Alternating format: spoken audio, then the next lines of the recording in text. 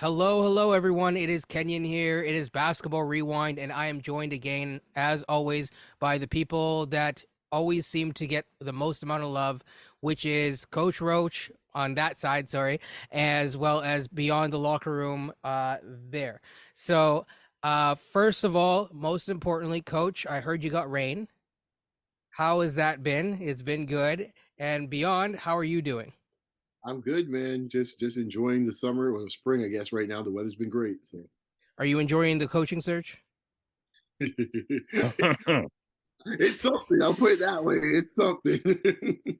Yes, I will quickly just touch on that very quickly, just for some Raptors related news. So Sergio seems to have had his stuff postponed. His meeting was supposed to happen this weekend. It is now being postponed. Although they said that they might do it via Skype. So the question that I have for you is that a sign?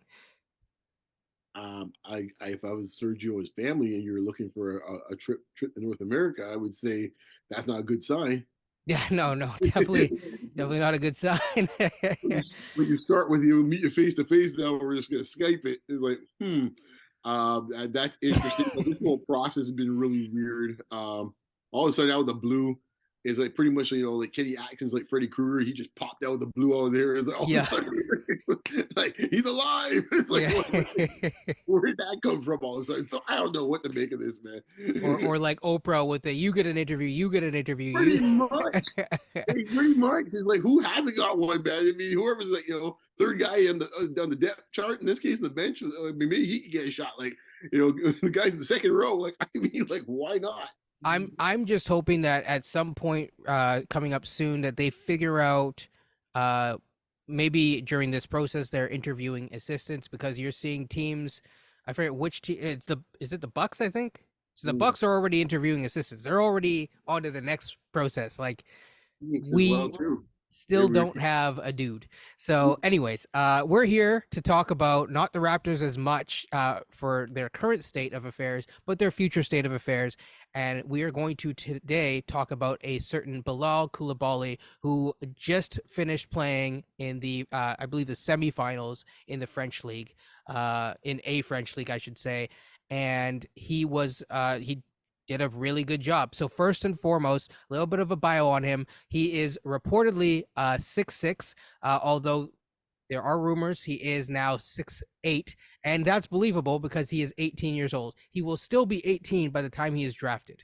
So that is something he when we talk about young, he is I think other than Gigi Jackson, he might be the youngest player of the draft because his birthday's in July and I believe Gigi's is in November, I want to say, if not early October.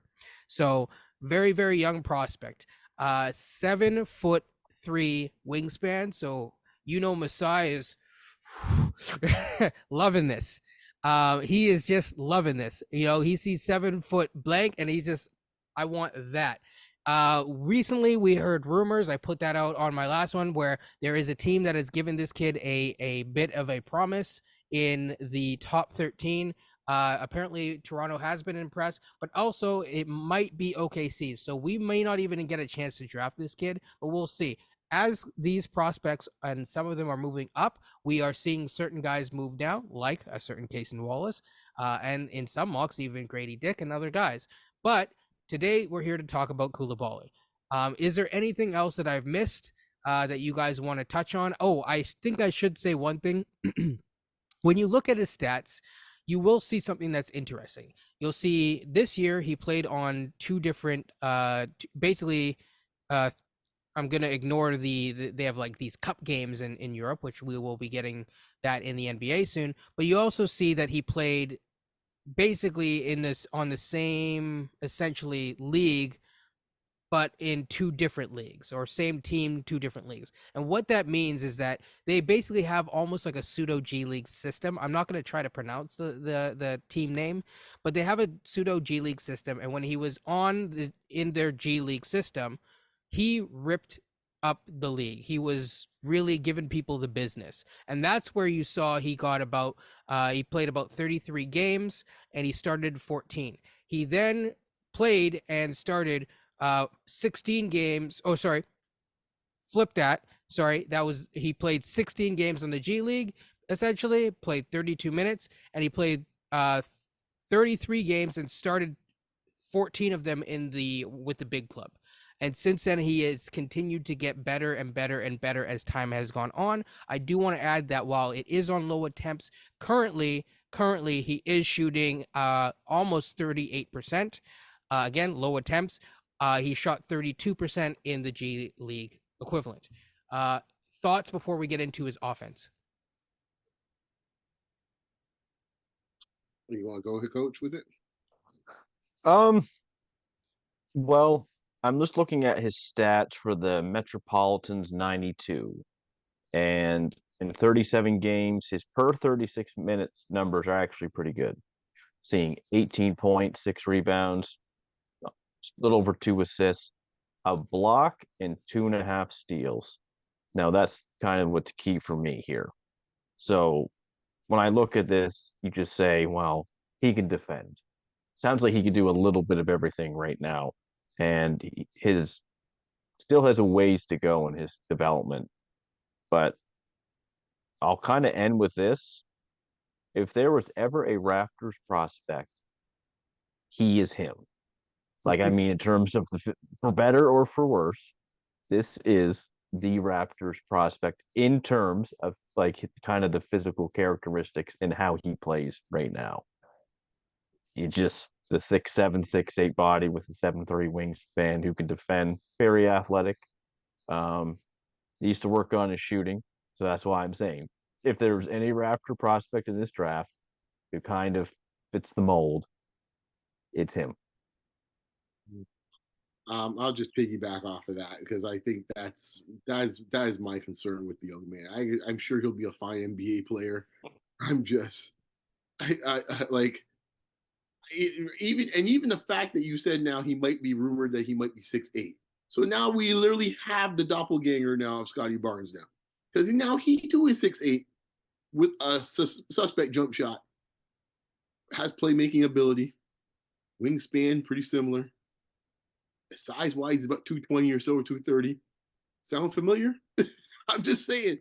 I don't know what like I mean his defense ahead of his offense, and that I think is probably better than what Barnes was when he came out. So I think that might be where he's a bit better. But yeah, I think overall he's got a lot of talent, but you watch a lot of the mock drafts we listen to. NBA Big Board for Locked On NBA, he was discussing how he's a prospect that if you want to be a team that wants to wait on somebody and you want to take a chance, and almost like at the back of the day, you store him in Europe in this case here until he's ready. That could be 2 to 3 years from down the road. I will just throw this question out to Raptor fans everywhere. Do you want to wait 2 to 3 years to see what's underneath the Christmas tree? That's what I want to know. Or do you want to get something you want your present right now? That's the question. I'll leave it at that. Well, I'll piggyback off that and just describe my Christmases, which have been terrible as children. Now that I'm adult, it doesn't matter.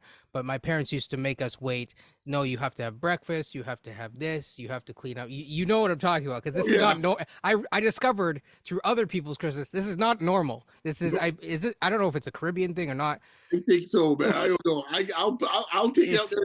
I'll give you a slack, but I've never seen anyone not of a Caribbean descent have this issue in this case. There seems to be anybody I talk to seems very much a Caribbean thing. I don't know, maybe not, but please, by all means, you can tweet me in this case that is not the case, or put in the comments below that hey, that there is not the case. But the only folks I ever heard, to your point, hopeful, is folks from the Caribbean diaspora. That's it. Maybe that's why I have more patience, right? Is it's like that those Christmases and you wake up and you get the no, we have to have breakfast first. Then you have to clean up. Then you have to do something else. By the time it's like 12 o'clock, the days have done. Now I'm just like I don't even care. Until evening time, man. You used to have to do it after the Christmas. Yes.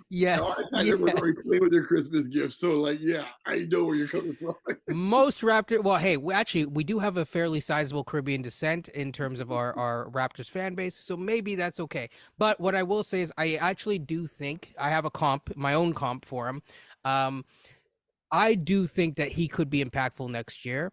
I think that he has a feel for the game, which makes me think that he's, fairly solid, and he definitely has a finishing touch that I've noticed that he doesn't shy away from contact. So you know, we'll get into his defense later, but on the offensive side, I think he both kind of slithers to the hoop really well. The way that he navigates pick and roll is very, very, very high IQ. I think one of the things that I wrote is that like his high IQ reads and his navigation of that, and just the impressive feel for the game, it kind of percolates to the surface whenever you watch him. It's something that I noticed. So in terms of moxie, he's a guy that really he plays without fear. He has really good footwork, and his go-to move that I've noticed is he really loves the Euro step. Yeah. He's a Euro stepper for sure. For sure. And I think to your point, as like, what I do like about him is the size of him. I ain't gonna lie, I love the size. I love the fact he does seem to send this search out contact, which he kind of gets in the lane. He's not frightened of it. So he can absorb that type of I guess punishment. It seems like so that is good. I think the Raptors could use more guys like that. We have a lot of guys that tend to shy away from contact when they get around the rim, and then flip up crazy shots in this case here, and then they're looking around for the call. So I think a guy is willing to attack the hoop. I do like that about him. So I mean, don't get me wrong. I think there's a lot of things I can see how a team can talk themselves into him. And trust me, I've seen that thing happen too many times over the years. I can easily see why, because he does seem, he does have a bit of a game, and the athleticism kind of pops off the screen when you watch it.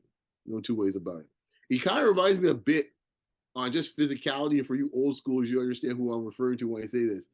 He kind of uses the original point forward, Milwaukee Bucks Paul Pressey. He has a feel like that when I see him. Is like the way he moves, it does remind me a lot of him. He's very, very fluid as well. Yes, which very much was Pressey in this case as well. Yeah. Yes. Coach, thoughts on his offensive game? Well, I think his jump shot is more fluid than Scotty's was coming in. His jump shot might be more fluid than Scotty's now, for all we know, unless we're looking at some of the newer videos that's been released since, which looks much better. It's not so mechanical. It actually does look quite fluid.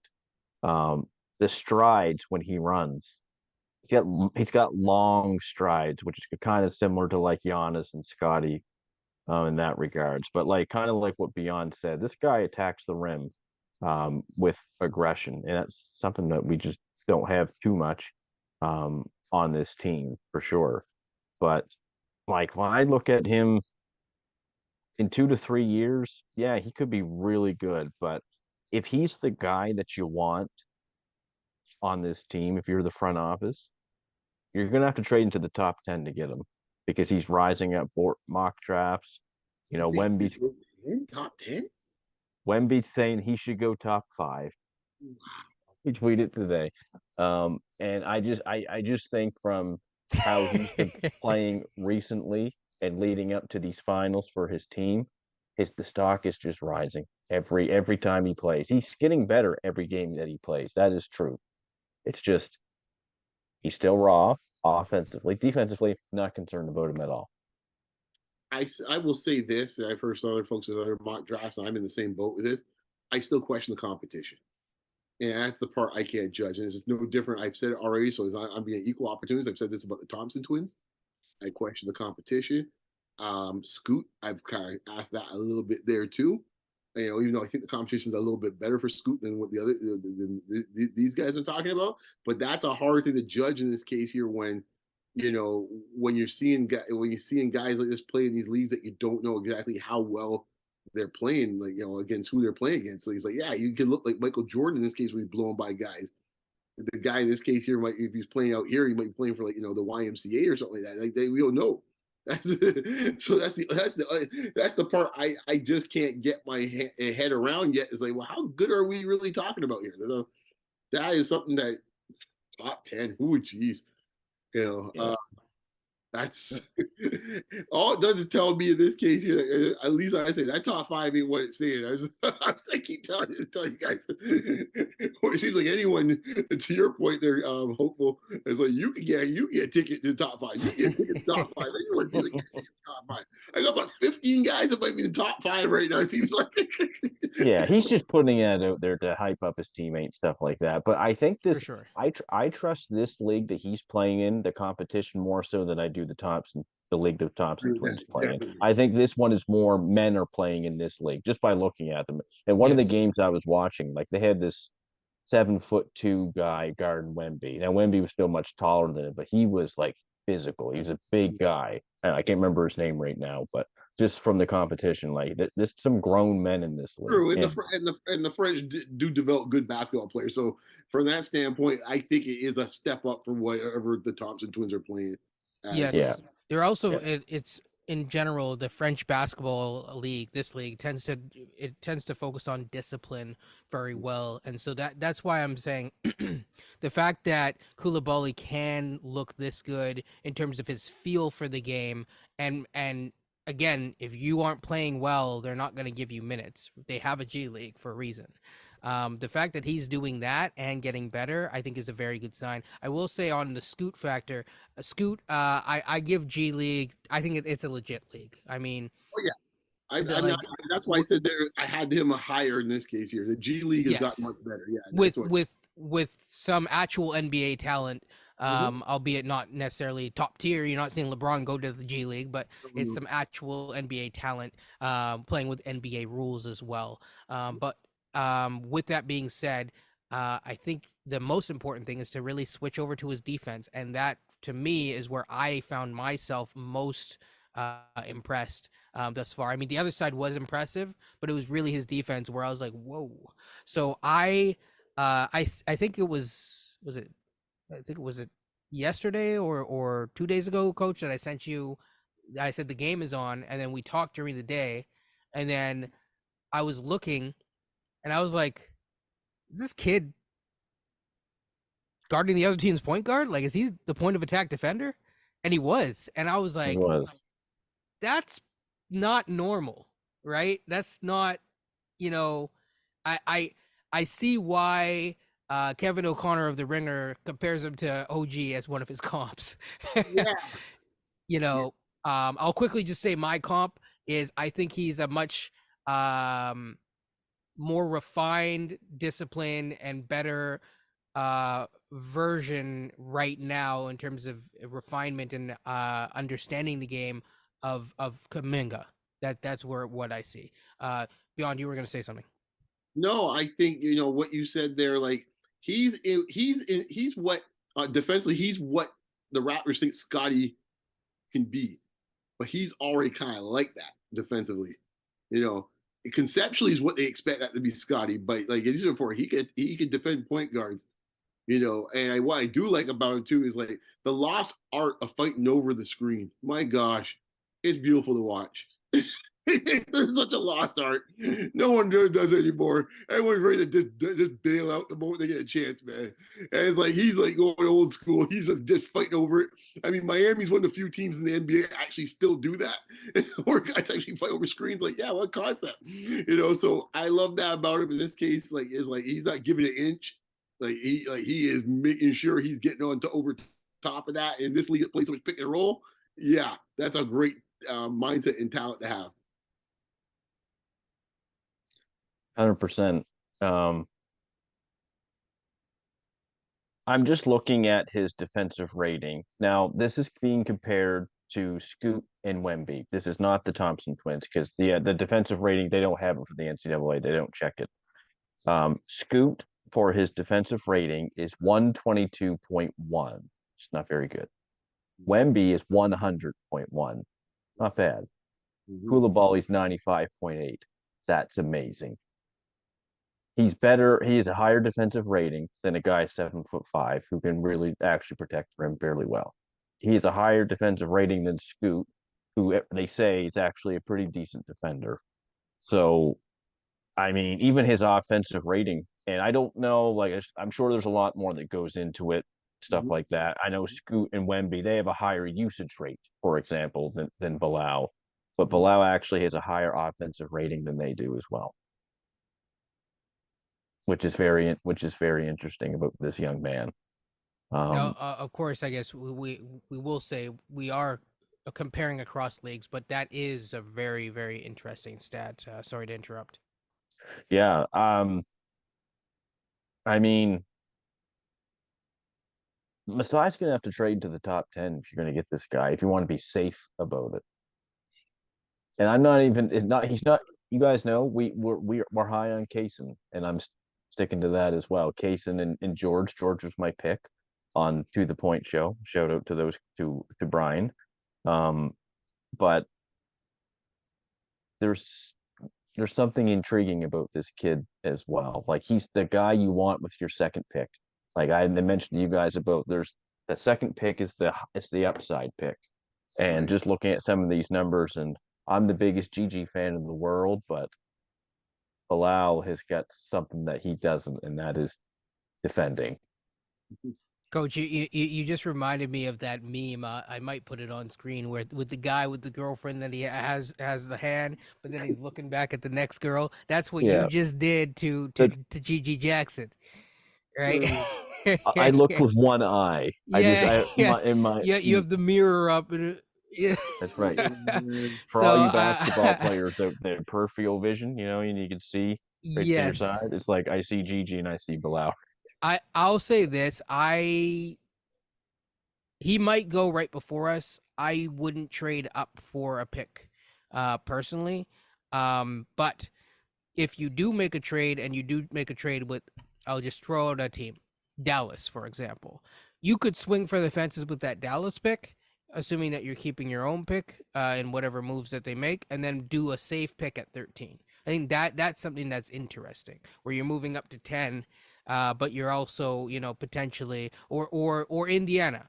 No, that's a bit of a reach, but hey, I understand. Hey, you know what? I really want to make sure that I get the guy, but I'm keeping my pick, and I'm gonna, Yes. Again, kind of like how Golden State, they picked Kuminga with their first pick. We're gonna swing high with this one pick, and then you're gonna get Moody for the other one. So you're gonna get something like that. I think that would probably be an interesting thing that I could see the Raptors doing, and if they saw this guy as the guy. But ideally, I wouldn't move up just to ensure that you're getting the guy. But if you do, you dang well have to make sure that he is that. I will say, as opposed to Kuminga, I think he's much more refined coming into the league in terms of understanding the game. Beyond. No, I just you guys said it all, man. Like, if you have a second pick, but now if and I've heard not just you, coach, saying it here, but like, yeah, I've heard mock drafts the last weekend talk about this guy could be early teens, right?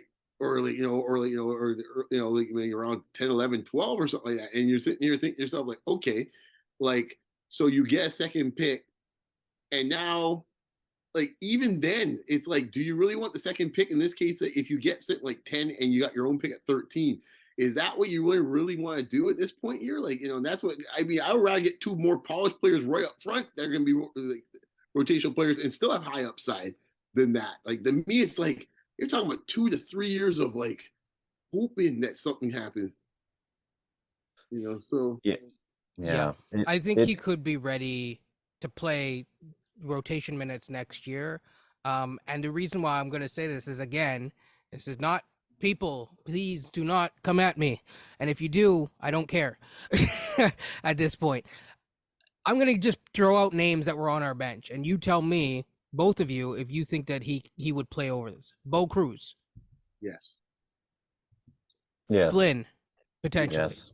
Because he's profiled as a shooting guard, and right now Flynn plays as a shooting guard when he's on the court. So would he play over Flynn? And you said yes. Okay. Would Banton, maybe, I'll say. I can't speak for I would say yes. So yes. Okay. So that's already 3 guys. Wieskamp? Yes. All right. So now that's and these are guys that got at least some minutes, especially Bo Cruz got real minutes. Mm-hmm. So again, I can see him playing some level of impact. It's not going to be the most impactful minutes, not going to contribute That's to my winning. point, right? Like, if you want to be a winning team, you got to have a guy that, 2 guys that you hope will be in your 8, maybe 9-man rotation. I don't think the play that we're talking about here, assuming Otto Porter is healthy, is going to be in anybody's 8 or 9-man rotation. At least not the Raptors. Like, I don't think so. Like, I mean, if you assume you can still have say you get the second pick that, coach is talking about, the first pick that you have there is definitely be a guy that's going to be polished, that's going to be in the rotation. Otto Porter healthy, that's 2 in the rotation. Koloko, that's 3 in the rotation. Yep. All right. assuming one of the two Wonder Twins in this case here are going to still be here. And for those who don't know, I'm talking about in this case Boucher or Achua. One of the two of them, that's 4. That's the rotation right there, right there. And Yep. assuming Yeah. that, That's 9 guys deep. assuming one of the two guys come back, Fred or I'm Gary. assuming they're both gone in Well, my even if they're scenario. both gone, to your point, then they still got okay. So you have to fill That's those. still eight dudes deep Yeah, I think potentially, 8 dudes, right? I call it because you're 4. going to sign someone. Right, you're signing someone. You still have Pascal. Assuming it's OG still around. Well, OG will be the trade. So, and whoever comes back from the trade, if you did with OG, will be probably a rotational player too. That would be part of that rotation. So Yeah. so where would he be playing in this case that he could deserve to get like 20 minutes a night? I'm thinking more 10-15 for the first year, and then in the following year you'd bump that up. But it really depends on who's the coach too. For example, I think Coach was saying that Sergio won the league with no one playing more than 13 minutes or whatever. I mean, I'm not saying that I expect Siakam to play 13 minutes next year if he's on the team. This is the NBA. Yeah, this is the NBA, but Yes, that was in Eurobasket. He had 11 players, and all of them at least played 13 minutes. Okay, sorry, my bad. So Yeah. Like I think you can get away with him playing 13 minutes and be happy, and if he's really really crushing it. But yeah, like I basically I agree with you. Like it's yeah.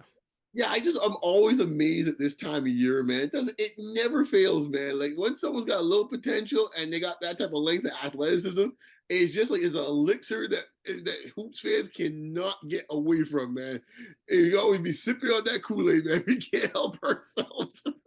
Well, the other thing too is he's kind of getting like almost like how Jordan Hawkins earlier had that tournament run, and there's like that recency bias, and he just shot up, and then now you're seeing him fall back. It's kind of similar to that, where it's like he's like you only get to see this kid, and if he looks bad, then that's obviously clear. But if he looks good, then it's like, oh, okay, right. So I'm actually very high on him. I think he's a good pick. I actually, if he is there available at 13. I mean, there are guys that I would, Kaysen and Buffkin are my choices, my first choices. Um, uh, I wouldn't be as upset as others taking this guy, but you would hope that he has one heck of a summer league and beyond that.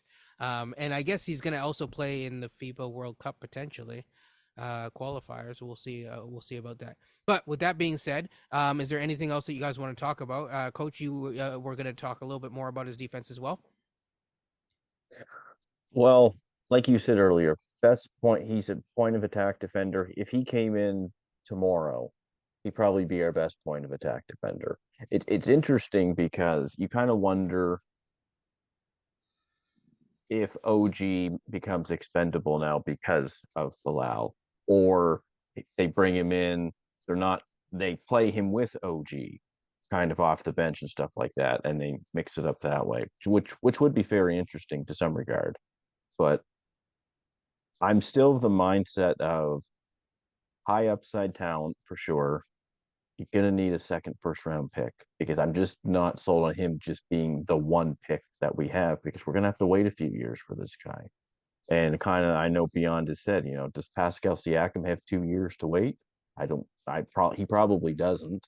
But if we were to get Kaysen and Bilal, oh, that's we're looking good there. Or even Buffkin and this kid, or um, Pretty much any of the even guys we talked about and this guy in this case here, I would say fine, maybe. But if he's the yeah, same pick, then we might as well just blow it up. That is yeah, pretty much my sign to blow it up. even Hawkins and this kid because their games are two different games completely, right? It would fit well. Hawkins, he is think JJ Redick esque to that regards on offense, movement shooter coming off screens. This kid, it's more. I'm gonna defend 1 through 4 probably in the league. Um, Point of attack defender, really really good athlete in the open court. His ceiling, when I see him play, like he could be Mikal Bridges, could be, but not a lot of Mikal Bridges in the league for a reason because he's special. I guess any final thoughts from you beyond? I think I said my piece on You're him. like, nah, I'm good. Fair enough. Okay, so with that being said, that has been our thing on Kobe Buffkin. Again, I'm okay with him. Ideally, he's not your only pick. But I do understand if he's taken, and I'm not, after seeing a lot more, I'm higher on him. Especially the defense was really really impressive. Seeing him chase down that point guard, he doesn't gamble. He's always in position. He has a high. I really think, regardless of who we pick someone who at least at bare minimum has high IQ, because we definitely lack that on this team at times. We have it in some places, but in other places we don't. So, with that being said, people like, comment, subscribe if you like. Tell us your thoughts. There are some other Frenchmen. We probably won't get a time to cover them all, like City or whatever. Um, uh, but with that being said, this has been a great episode from my standpoint. Happy to have you guys on. And yeah, that's about it. So take care, everyone, and peace.